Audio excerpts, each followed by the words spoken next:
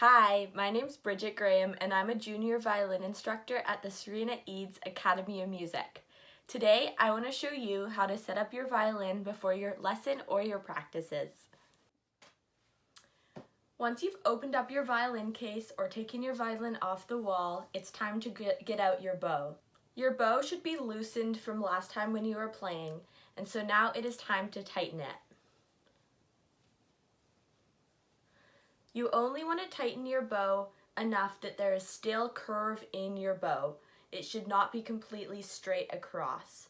Make sure not to touch the hairs of your bow as they are very delicate and the grease from your fingers can make them not sound as good. When putting your bow away after your practice, make sure to untighten your bow. Otherwise, the hair can get damaged and your bow will not last as long. Once you have tightened your bow, it's time to rosin. To rosin your bow, just bring your rosin up and down the hairs of your bow a few times. The rosin is there to help your bow hair stick to your violin strings and make more sound. You don't need to rosin every time you practice. You just need to do it depending on how often you practice, usually about once a week. Now that your bow's set up, it's time to get your violin ready. What you're going to do is you're going to grab your shoulder rest and your violin. Some people use something to support their violins other than this, like a sponge or a cloth, but this is the standard practice. To put on your shoulder rest, you're going to slide it on from the bottom of your violin. This can be a little bit tricky, so you may need to use two hands. And the proper way to put on your shoulder rest is to make sure it looks like a frown, not the other way around. Now it's time to tune your violin. You can use an electric tuner or an app on your phone will work fine.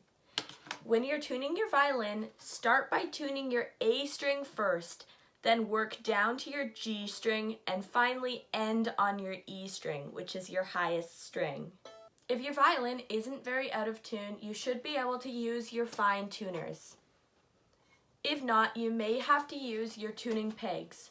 Make sure to move your tuning pegs in very small increments and they can be a little bit stiff.